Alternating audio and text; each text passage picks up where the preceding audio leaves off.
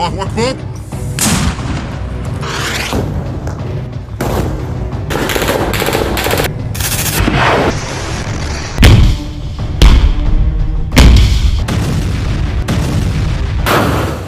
Gaza में Hamas लड़ाके Israeli फौज पर काले बादलों की तरह मंडरा रहे हैं। गाजा के हर डगर पर इजरायली बल फूंक फूंक के कदम रख रहे हैं। उनके चेहरों पर हर वक्त, हर चौराहे और हर मोड़ पर मौत का खौफ दिख रहा है। हमास लड़ाकों के आग उगलते हथियारों से इजरायली बलों का गाजा ऑपरेशन टेढ़ी खीर बन गया है। गोलियों की तड़तड़ाहट, बारूद की गूंज और मिसाइल हमलों से गाजा तबाह हो गया है, जहां से लड़ाके अब इजरायली बलों का चुन चुन कर शिकार कर रहे हैं।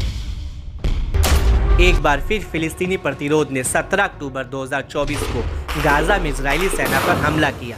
हमास की अल कसम ब्रिगेड ने दक्षिणी पड़ोस ताल अल हवा में 2 इजरायली सैन्य वाहनों में 2 IED ब्लास्ट किए। भीषण विस्फोट के बाद ब्रिगेड ने साइट पर मौजूद इजरायली सैनिकों को ऑटोमेटिक हथियारों से घेरा।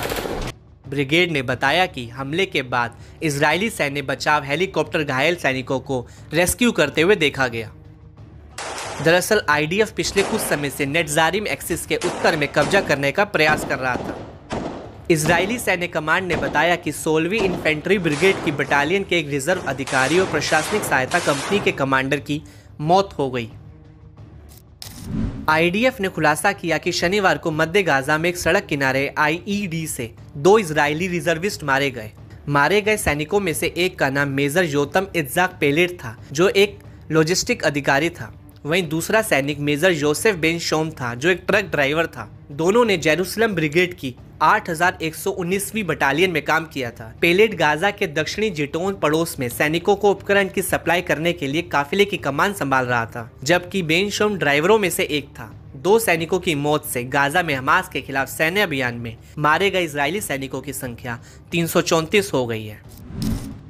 इजरायली फोर्स ने अपने एक और बयान में बताया कि मध्य गाजा में नेटजारिम कॉरिडोर के साथ ड्राइव के दौरान सड़क किनारे एक बम विस्फोट हुआ। इसमें 2 रिजर्विस्ट मारे गए और अन्य घायल हो गए।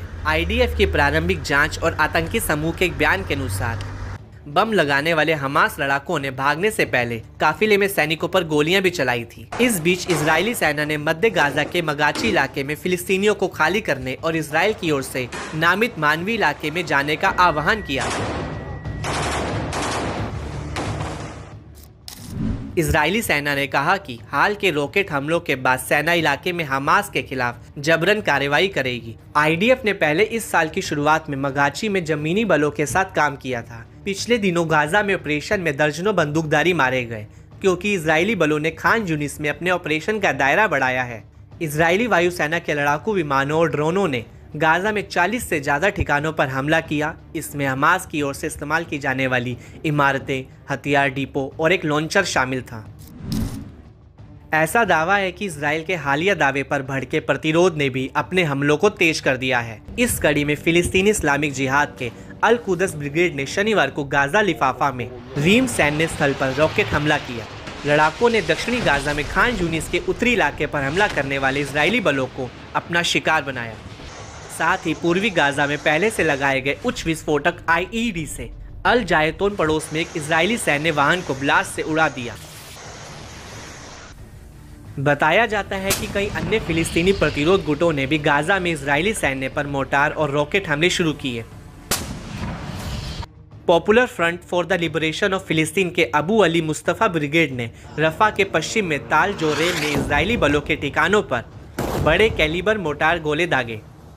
वहीं अल मुजाहिदीन ब्रिगेड ने हसीब रॉकेटों से नेटजारिम एक्सिस में इजरायली सेनाओं पर भीषण गोलीबारी की। बिस्मिल्लाह, अल्लाहु अकबर। अल अक्सा शहीद ब्रिगेड ने 107 mm रॉकेट और मोटार गोले के साथ कमांड और कंट्रोल सेंटर पर हमला किया। अल नासिर सलाह अल दीन ब्रिगेड ने भी 107 mm रॉकेट के साथ कब्जे वाले बलों पर गोलाबारी की। अल्लाहु अकबर।